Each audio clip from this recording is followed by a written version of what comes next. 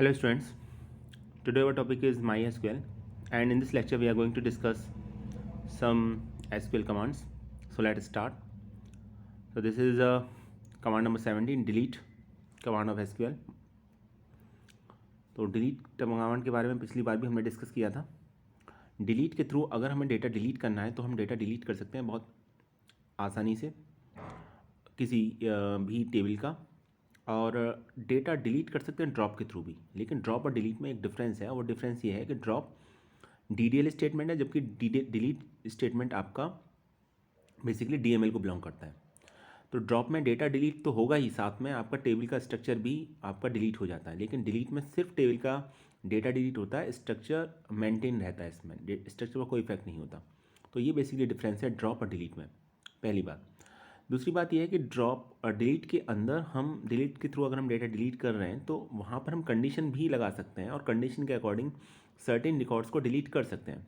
तो वहाँ where clause use करते हैं. अब वेयर क्लॉज तो हमने सेलेक्ट के साथ भी यूज़ किया था, वेयर क्लॉज हमने अपडेट के साथ भी यूज़ किया था, और वेयर क्लॉज हम डिलीट के साथ भी यूज़ कर सकते हैं. तो where clause basically select, update और डिलीट के साथ यूज़ होता है. तो देखिए जैसे फर्स्ट पॉइंट इसमें मेंशन भी है, the SQL delete query is use to delete the existing record from a table. तो टेबल का जो एग्जिस्टिंग रिकॉर्ड है उसको डिलीट करने के लिए यूज़ किया जाता है. You can use where clause with delete query to delete selected rows, otherwise all the records would be deleted. अगर हम वेयर क्लॉज का यूज़ नहीं करेंगे डिलीट के साथ तो होगा ये कि जितने भी रिकॉर्ड्स हैं वो सब डिलीट हो जाएंगे. सिंटेक्स ऑलरेडी दे रखा है आपका, देख पा रहे होंगे आप. तो delete from table name where condition, ठीक है. डिलीट लिखेंगे, उसके बाद फ्रॉम के बाद टेबल नेम, और उसके बाद अगर कंडीशन है तो कंडीशन लगाएंगे, और अगर कंडीशन नहीं है उस केस में आप वेयर क्लॉज यूज़ नहीं करेंगे. और सिर्फ हम इतना ही पार्ट लिखें तो याद रखिएगा कि सभी रिकॉर्ड डिलीट हो जाएंगे टेबल के, ठीक है. और पॉसिबिलिटी ये भी है कि आपके पास एक से ज़्यादा कंडीशन हो, उस केस में एंड और से कंडीशन को सेपरेट कर सकते हैं. ये हम ऑलरेडी डिस्कस कर चुके हैं एंड और ऑपरेटर, तो वो उसी तरीके से वर्क करेंगे जैसे वो करते हैं. चलिए देखते हैं सेकंड केस. देखिए यहाँ पर एक एग्जाम्पल दे रखा है, और एग्जाम्पल कुछ ऐसे है, delete from customers where ID is equal to 6, ठीक है. तो यहाँ पर सिर्फ उस कस्टमर की डिटेल या रिकॉर्ड शो नहीं होगा. शो इसलिए नहीं होगा क्योंकि वो डिलीट हो चुका होगा इस कमांड के बाद, इस क्वेरी के बाद. वो जिसकी ID 6 है, तो हमने लिखा डिलीट फ्रॉम कस्टमर्स. कस्टमर्स यहाँ पर टेबल का नेम है, where ID is equal to 6, ये condition ID is equal to 6. तो ID is equal to 6 customer की डिटेल कंप्लीटली डिलीट हो जाएगी टेबल से. और जब हम आउटपुट देखेंगे सेलेक्ट कमांड के थ्रू तो फिर हमें ये आउटपुट दिखाई देगा. देखिए यहाँ पर 6 ID का कोई कस्टमर नहीं है. क्यों नहीं है? वो इसलिए नहीं है क्योंकि हम ऑलरेडी इसे डिलीट कर चुके हैं, ठीक है. तो ये आपका डेटा था. कस्टमर टेबल का हमने पिछली बार बनाई थी कस्टमर टेबल, आप दोबारा से कस्टमर टेबल को बना सकते हैं. एक्चुअली डिलीट टेबल कमांड को हम ऑलरेडी डिस्कस कर चुके हैं अपने प्रीवियस वीडियो में, तो यहाँ थोड़ा सा इसका रिवीजन था, और इससे रिलेटेड एक और कमांड बतानी थी, इसलिए इसके बारे में थोड़ा बताया जा रहा है.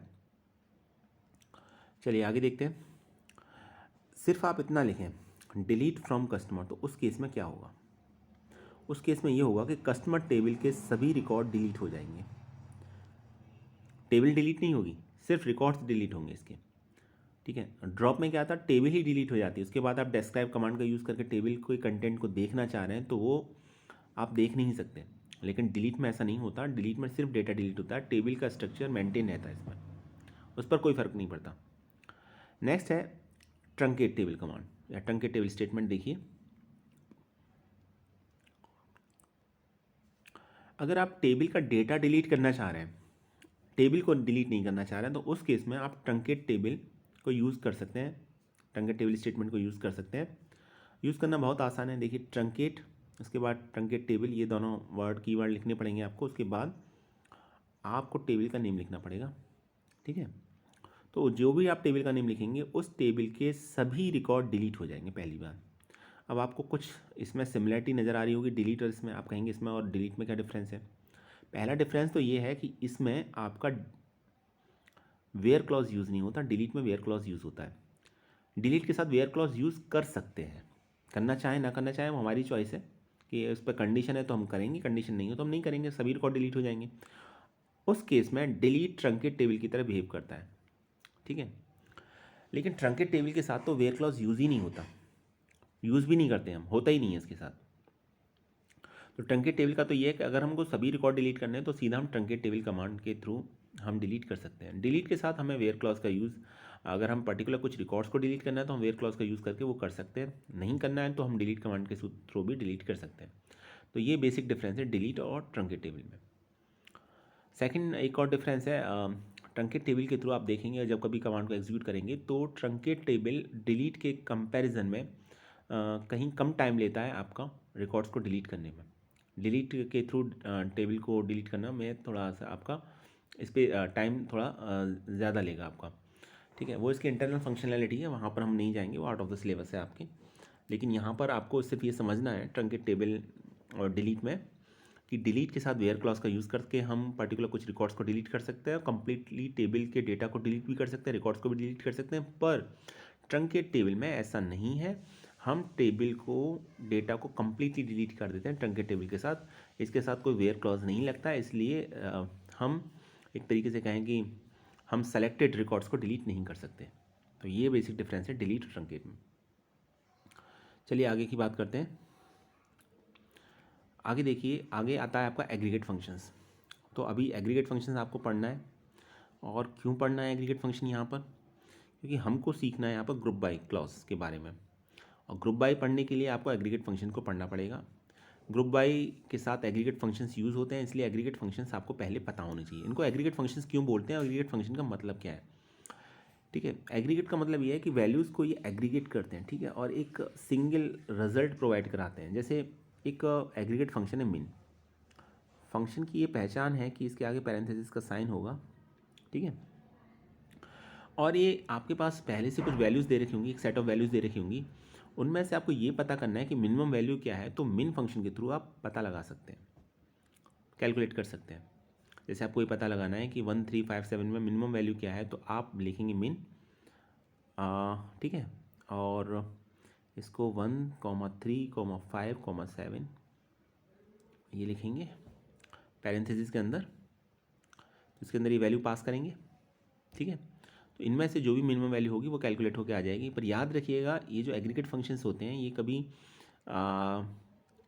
अपने आप ये इसको आप इंडिविजुअली यूज़ नहीं कर सकते। इसको यूज़ करने के लिए आपको सेलेक्ट स्टेटमेंट के को आपको साथ लेना होगा, इसके साथ ही लिखा जाता है इनको। अलग से मिन आप लिखेंगे और वैल्यू मिनिमम वैल्यू कैलकुलेट हो जाएगी, ऐसा नहीं होता है। ये सेलेक्ट के साथ यूज़ होते हैं। अब सेलेक्ट के साथ यूज़ होंगे तो टेबल भी यूज़ होगी, अब इसमें तो कोई टेबल नहीं है। देखिए बाय डिफ़ॉल्ट एक टेबल होती है ड्यूल, ठीक है, सिस्टम की टेबल होती है। तो हम वहाँ पर सेलेक्ट मिन कॉलम नेम की जगह वैल्यूज़ लिख देंगे, फ्रॉम ड्यूल लिख देंगे। फ्रॉम ड्यूल नहीं भी लिखेंगे तो भी बाय डिफ़ॉल्ट उसको ऑटोमेटिकली वो कंसीडर कर लेता है, वो एक अलग बात है, ठीक है। तो ये तो बात थी। तो इसको बात यहाँ पर ये चल रही थी, इसको एग्रीगेट फंक्शन क्यों बोला जाता है। एग्रीगेट फंक्शन इसलिए बोला जाता है क्योंकि आपने एक सेट ऑफ वैल्यूज़ ली, जैसे आपने ली यहाँ पर 1357, और आपने इस पर एक कैलकुलेशन की, और कैलकुलेशन करने के बाद आपको रिजल्ट मिला जो आपकी एक सिंगल वैल्यू थी, ठीक है, सिंगल वैल्यू मिली। जैसे इसमें इस केस में आंसर आएगा 1, तो इसीलिए इनको एग्रीगेट फंक्शन बोला जाता है। तो रिजल्ट हमेशा एक इसमें एक सिंगल वैल्यू की फॉर्म में रहता है एग्रीगेट फंक्शंस में, और डिफरेंट वैल्यूज़ का कलेक्शन होता है जब कभी हम एग्रीगेट फंक्शंस के अंदर वैल्यूज़ को पास करते हैं। लेकिन रिजल्ट हमेशा जो होगा एक सिंगल वैल्यू होगा, तो इसलिए इनको एग्रीगेट बोला जाता है। तो कौन कौन से एग्रीगेट फंक्शंस हैं, पहले तो ये समझना ज़रूरी है। एग्रीगेट फंक्शन है मिन हो गया, मैक्स हो गया, काउंट हो गया, सम हो गया, और एक होता है एवीजी, एवरेज निकालने के लिए। तो ये सभी आपके एग्रीगेट फंक्शंस हैं, ठीक है, ये सभी एग्रीगेट फंक्शंस हैं। ये तो कॉमन कैलकुलेशन की बात है, उसके लिए हमको ये करना नहीं होता, ये एक एग्जाम्पल के थ्रू बताया था मैंने। मोस्टली केसेस में तो ये होता है कि टेबल के अंदर पर्टिकुलर किसी कॉलम में हमको मिनिमम वैल्यू फाइंड आउट करनी होती है। जैसे कोई टेबल कस्टमर है तो उसमें हमें ये पता करना है कि मिनिमम सैलरी क्या है, या हमको एक टेबल के अंदर पता करना है मिनिमम मार्क्स क्या हैं स्टूडेंट्स के। तो वहाँ पर ये इस तरीके से यूज़ किया जाता है। देखिए इसका सिंटेक्स देख लीजिए पहले आप, सिंटेक्स क्या है, सिंटेक्स से समझ में आएगा आपको। लिखा जाता है सेलेक्ट के बाद कॉलम का नेम, जो भी कॉलम आप सेलेक्ट करना चाह रहे हैं, और उसके साथ साथ आपको मिन फंक्शन पर काम करना है तो आपको लिखना पड़ेगा मिन, और as a column as a parameter value आपको एक कॉलम पास करना पड़ेगा यहाँ पर, ठीक है। तो जो भी आप कॉलम पास करेंगे यहाँ पर, ठीक है, एज ए पैरामीटर वैल्यू, तो उसके अकॉर्डिंग जो भी मिनिमम वैल्यू होगी वो कैलकुलेट हो जाएगी। उसके बाद फ्रॉम जिस टेबल से वो कॉलम बिलोंग करता है उस टेबल का नेम, और अगर कंडीशन है तो फिर वेयर क्लॉज। कंडीशन है तो, कंडीशन नहीं है तो कोई बात ही नहीं है, फिर तो जो भी मिनिमम वैल्यू होगी वो कैलकुलेट हो ही जाएगी, ठीक है। एग्जाम्पल देखते हैं और समझने की कोशिश करते हैं इसको। एक टेबल लेते हैं स्टूडेंट अंडरस्कोर रिकॉर्ड, ये टेबल है, और इस टेबल के अंदर ये रोल नंबर, ये नेम और मार्क्स, ये 3 कॉलम्स हैं, ठीक है। अभी आपको करना ये है कि हमको मिनिमम मार्क्स निकालने हैं इसमें स्टूडेंट्स के, और मिनिमम मार्क्स ऐसे निकालने हैं जहाँ मार्क्स 80 से ज़्यादा हों, सिर्फ उनमें उसमें मिनिमम निकालना है हमको। तो 80 से कम हो, सॉरी 80 से कम हो, लेस देन 80 हो, ये देखिए कंडीशन दे रखी है यहाँ पर। तो कमांड क्या लिखेंगे हम यहाँ पर, तो हमें क्या लिखना पड़ेगा, सेलेक्ट स्टेटमेंट के साथ लिखना पड़ेगा, मिन को मेंशन करना पड़ेगा। तो हमें लिखना पड़ेगा सेलेक्ट, देन आफ्टर मिन, कॉलम नेम हो जाएगा मार्क्स, ठीक है। फ्रॉम टेबल नेम हो जाएगा ST_REC, वेयर के साथ कंडीशन आ जाएगी। कंडीशन क्या आ जाएगी, मार्क्स इज़ लेस देन 80। तो उस केस में 80 से लेस देन मार्क्स वाली कंडीशन में सिर्फ ये रिकॉर्ड ही सेलेक्ट होंगे, और इसमें जो मिनिमम मार्क्स होंगे वो क्या हो जाएंगे, मिनिमम मार्क्स हो जाएंगे 72, ठीक है। तो हालांकि यहाँ पर अगर ये ज़्यादा ये लिखा होता मार्क्स ग्रेटर देन 80 तो ज़्यादा अप्रोप्रिएट होता, ठीक है। लेकिन चलिए, जैसे आप कमांड लिखेंगे आउटपुट उसी के अकॉर्डिंग मिलेगा आपको, उससे कोई फ़र्क नहीं पड़ता। बताना मैं यहाँ पर ये चाह रहा था आपको सिर्फ कि मिन फंक्शन के थ्रू हम पर्टिकुलर किसी भी कॉलम में मिनिमम वैल्यू निकाल सकते हैं, और अगर आप कॉलम में नहीं निकालना चाह रहे, सेट ऑफ वैल्यूज़ पर वर्क करना चाह रहे, तो वैल्यूज़ पास कर दीजिए एज अ पैरामीटर वैल्यू, तो उसमें भी आपकी मिनिमम वैल्यू फाइंड आउट हो जाएगी, ठीक है। और इसको हम हमेशा सेलेक्ट के साथ यूज़ करते हैं। मिन को फंक्शन को कभी आप इंडिविजुअल यूज़ करना चाह रहे हैं तो वो पॉसिबल नहीं है, ये एग्रीगेट फंक्शन है, सेलेक्ट के साथ ही यूज़ करते हैं इसको। जैसे इसमें लिखा सेलेक्ट मिन marks from ST_REC, ST_REC table का नेम है। उसके बाद कंडीशन है तो कंडीशन लगा दीजिए, जो भी कंडीशन होगी वटेवर उसके अकॉर्डिंग ही आपका आंसर आएगा, ठीक है। कंडीशन होनी चाहिए, कंडीशन के अकॉर्डिंग आंसर आएगा, और कोई रिकॉर्ड उसके अकॉर्डिंग फाइंड आउट नहीं होता तो नल दिखाएगा। तो ये नहीं है कि ये कंडीशन ऐसा क्यों है, या हमने मार्क्स लेस देन 80 क्यों ले लिया, ग्रेटर देन 80 क्यों नहीं लिया, इसका क्या सेंस है। मैं बात सेंस की नहीं हो रही यहाँ पर, एक सिंटैक्स की बात हो रही है, ठीक है। तो जो भी कंडीशन फुलफिल होगी उसके अकॉर्डिंग मिनिमम मार्क्स निकल के आएंगे। तो ये हो गया, आपको ये समझ में आ चुका होगा आई थिंक, अभी इसमें कोई प्रॉब्लम होगी नहीं आपको। आगे देखते हैं, अब बात करते हैं मैक्स की। तो मैक्स जस्ट अपोजिट है मिन का, मैक्स से हम मैक्सिमम वैल्यू फाइंड आउट करने के लिए जाते हैं, और बाकी सब चीज़ें सेम ही है मिन की तरह, मतलब इसमें भी सेलेक्ट का यूज़ करते हैं, इसमें भी सेलेक्ट के साथ ही इसको मैक्स को यूज़ करेंगे। कंडीशन होगी तो वेयर क्लॉज यूज़ करेंगे, कंडीशन नहीं होगी तो नहीं यूज़ करेंगे। जैसे इसी में अगर मुझे जिन स्टूडेंट्स के मार्क्स लेस देन 80 उसमें मैक्सिमम मार्क्स फाइंड आउट करने हैं, तो रिकॉर्ड तो इस केस में देखिए यही हुआ ना, ये 2 रिकॉर्ड सेलेक्ट होंगे और इसमें से आपको मैक्सिमम वैल्यू कौन सी हो जाएगी, 79, तो 79 आंसर आएगा। अभी ठीक है, तो हम लिखेंगे सेलेक्ट मैक्स, कॉलम पास कर दिया हमने इसके अंदर marks as a parameter, from table name होगा ST_REC, वेयर के साथ कंडीशन लिख दी हमने, where marks is less than 80, तो आंसर क्या आ जाएगा 79। आई थिंक अब आपको क्लियर हो गया होगा मैक्स और मिन में डिफरेंस क्या है, ठीक है। आगे बात करते हैं। देखिए अच्छा, यहाँ पर एक बात और मैं आपको बता देता हूँ, अगर आपको सेट ऑफ वैल्यूज़ दे रखी हैं और उसमें से आपको मिन या मैक्स फाइंड आउट करना है, तो उसके लिए क्या लिखेंगे, ये देखिए मैं यहाँ पे लिख के बता रहा हूँ आपको। हम लिखेंगे सेलेक्ट, ठीक है, सेलेक्ट के बाद स्पेस का मैं तो मैं नेक्स्ट टाइम में लिख रहा हूँ, यहाँ पर लिखेंगे मैक्स, और जो भी वैल्यूज़ हैं, सपोज मैंने लिखा है यहाँ पर 1 3 5, ये 3 वैल्यूज़ पास कर दी, कॉलम में पास नहीं कर रहा यहाँ पर, मैं सेट ऑफ वैल्यूज़ पास कर रहा हूँ यहाँ पर, ठीक है। और फ्रॉम लिखेंगे, वैसे बाय डिफ़ॉल्ट टेबल होती है, ड्यूल होती है, नहीं लिखेंगे तो भी आपका शो करेगा, लिख देंगे तो और अच्छा है, फ्रॉम ड्यूल। कंडीशन है तो कंडीशन लिख दीजिए, अदरवाइज कंडीशन नहीं है तो कोई दिक्कत ही नहीं है, सेमीकोलन। तो इनमें जो भी मैक्सिमम वैल्यू होगी वो आपका आंसर आ जाएगा। आंसर आ जाएगा इस केस में 5। करके देखिएगा इसको, ठीक है। तो ऐसा नहीं है कि इसको हमेशा कॉलम के साथ ही अप्लाई करना है, आपकी कोई कैलकुलेशन करनी है आप उस वहाँ भी ये यूज़ कर सकते हैं, कोई प्रॉब्लम नहीं है, ठीक है। और डील ऑप्शनल है, आप MySQL में अगर नहीं भी यूज़ करेंगे तो भी कोई दिक्कत नहीं, करेंगे तो अच्छा रहेगा, पता होना चाहिए। डिफ़ॉल्ट टेबल होती है कैलकुलेशन करने के लिए। चलिए आगे देखते हैं। SQL काउंट, एवरेज और सम फंक्शंस, तो ये भी एग्रीगेट फंक्शंस हैं। टोटल 5 एग्रीगेट फंक्शंस होते हैं। तो अभी आपने 2 को देखा, अब ये थर्ड है काउंट, इसके बाद है एवरेज, उसके बाद है सम। काउंट जैसा इसका नेम बता रहा है काउंट, तो टोटल रिकॉर्ड्स को काउंट करने के लिए काउंट यूज़ करते हैं। AVG जो ये फंक्शन है एवरेज निकालने के लिए यूज़ होता है, और सम जैसा नेम बता रहा है इसका टोटल या सम निकालने के लिए इसको यूज़ करते हैं, ठीक है।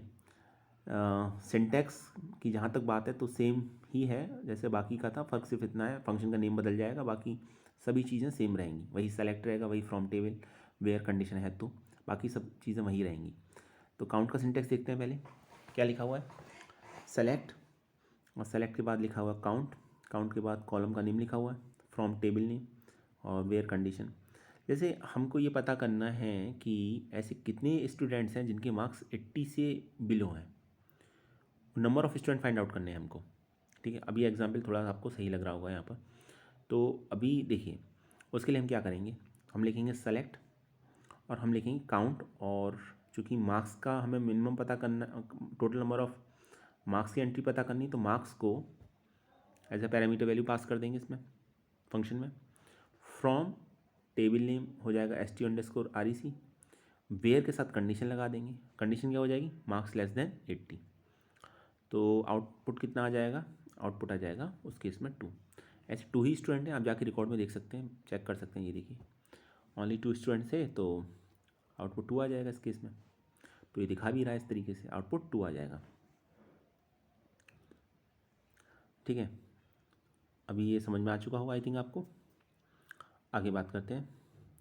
ऐसे ही अगर आपको एवरेज निकालना है, मान लीजिए आप ये पता करना चाह रहे हैं 80 स्टूडेंट से जितने 80 मार्क्स हैं, यहाँ पर देखिए कंडीशन वही सेम लेके चलते हैं। आपको ये पता करना है STU_record टेबल के अंदर, REC टेबल के अंदर कि ऐसे स्टूडेंट का आपको एवरेज मार्क्स चाहिए जिनके मार्क्स 80 से बिलो है।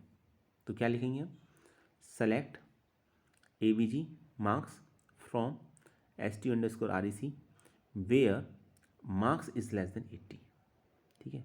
तो ऐसे जितने भी स्टूडेंट्स हैं उनका क्या निकल के आ जाएगा, यहाँ पर हमने क्या कैलकुलेट किया है एवरेज, तो एवरेज निकल के आ जाएगा। देखिए ये आपका आंसर आ जाएगा। ये भी समझ में आ चुका होगा आपको अब तक, उम्मीद है। और ऐसे ही अगर सम निकालना चाहे, सम में देखिए इसमें हमने एग्जाम्पल दे रखा है, और एग्जाम्पल में क्या निकाला है, एग्जाम्पल में ये निकालना अगर आपको चाह रहे हैं कि 80% से जिनके मार्क्स कम है, ठीक है, उनके आप टोटल मार्क्स निकालना चाह रहे हैं। जैसे यहाँ पर अगर आप जाएंगे तो 80% से मार्क्स किसके कम है, 2 स्टूडेंट के, अमन और भारत के, एक है 72 और एक है 79। तो हम इसका टोटल निकालना चाह रहे हैं। 72 और 79 कितना होता है आपका,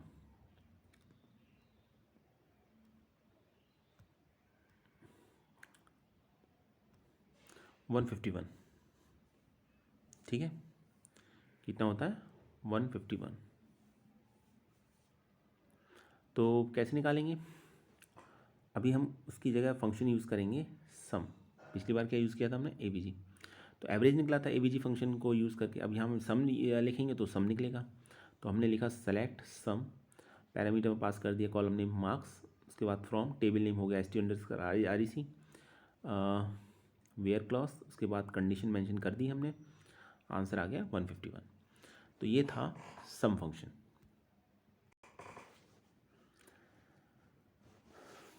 आई होप अभी आपको ये एग्रीगेट फंक्शंस क्लियर हो गए होंगे।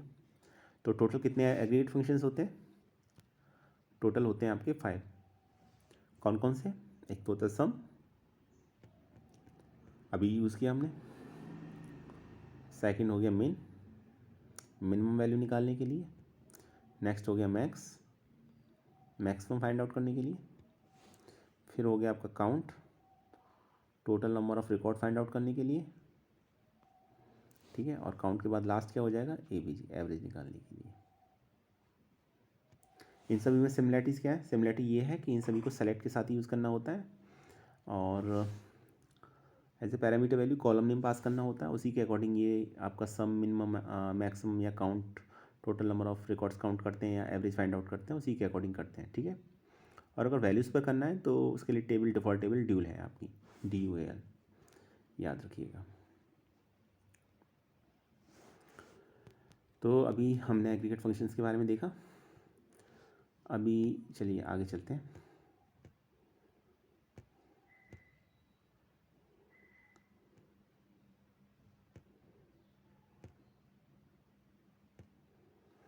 SQL ग्रुप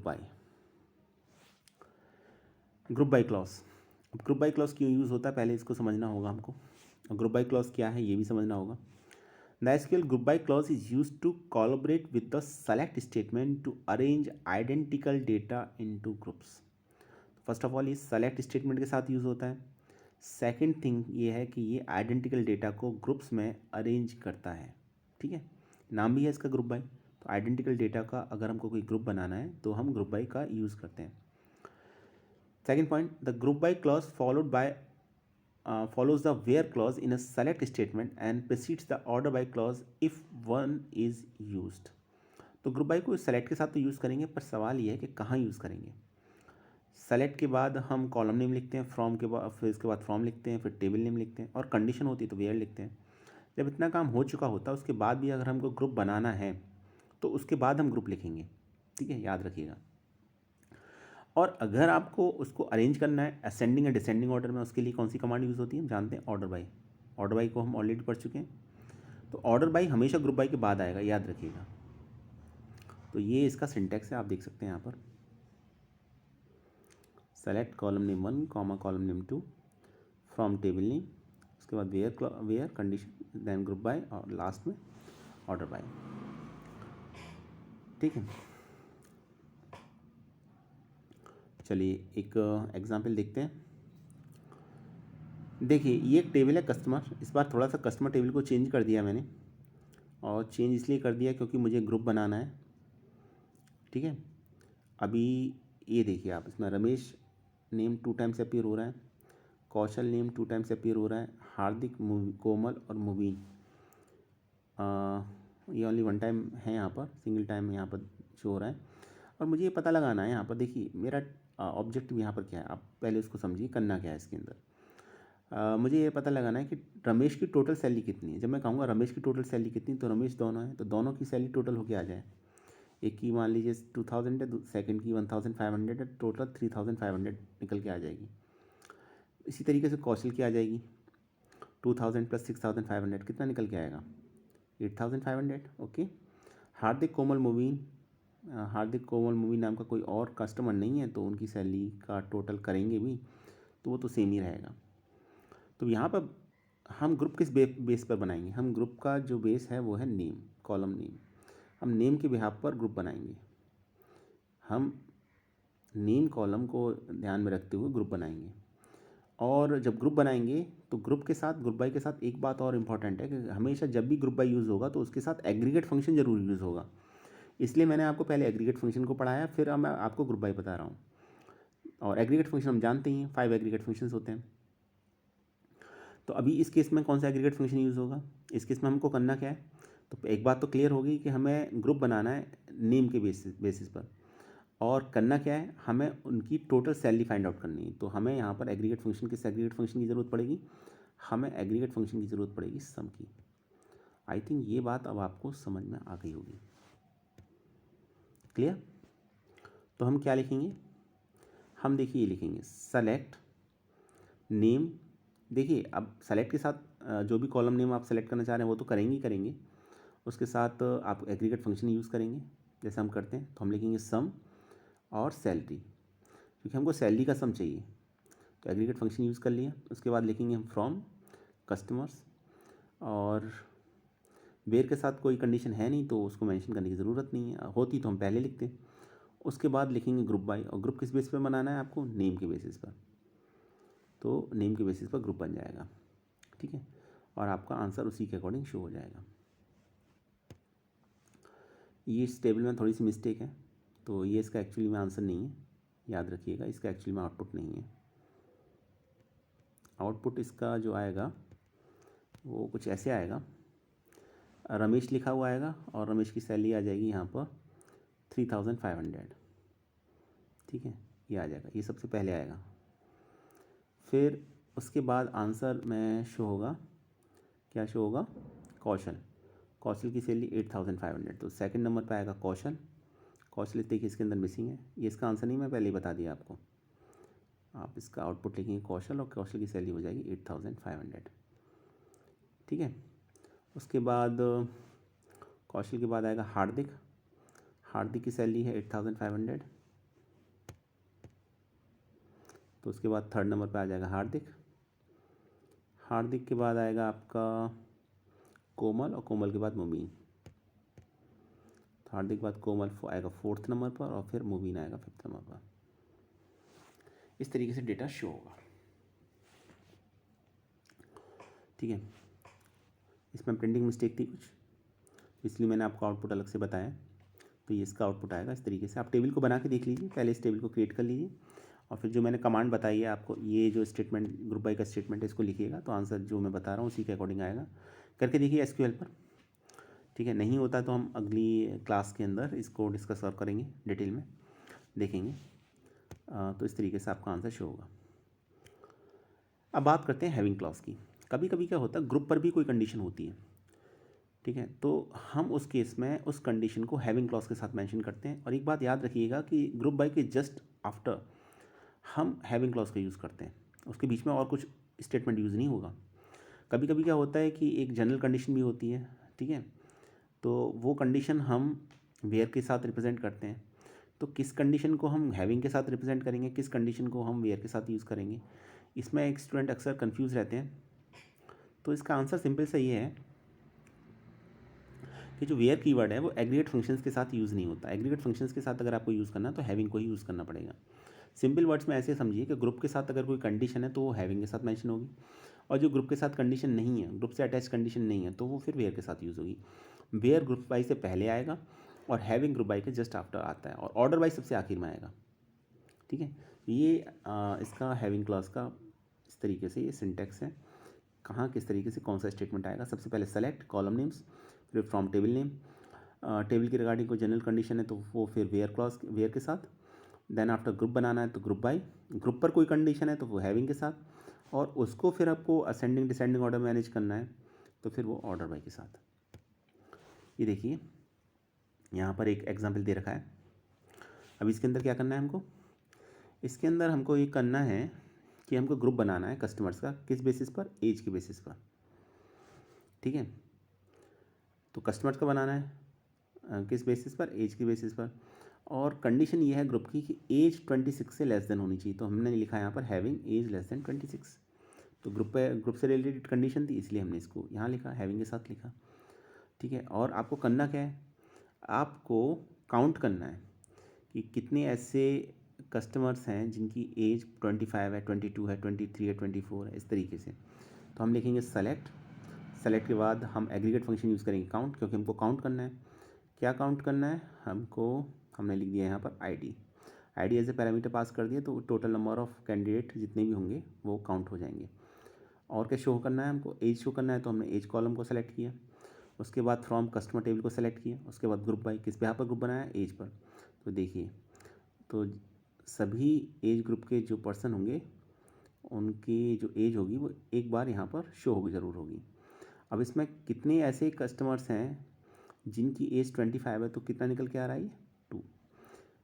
22 एज के 1 है, 24 का 1 है और 23 का 1 है। तो इस तरीके से हैविंग क्लॉज का यूज़ करते हैं। याद रखिएगा हैविंग क्लॉज हमेशा ग्रुप बाई के साथ ही यूज़ होता है। जब कभी भी ग्रुप बाई के साथ कोई कंडीशन अटैच होती है तो वो हैविंग के साथ मेंशन करते हैं, ठीक है। अगली बार नेक्स्ट लेक्चर में हम देखेंगे इसके कुछ प्रैक्टिकल एप्लीकेशंस देखेंगे, उसके थ्रू हम इसको रन करा के देखेंगे तो आपको और अच्छा समझ में आएगा, ठीक है। Thanks for watching this video.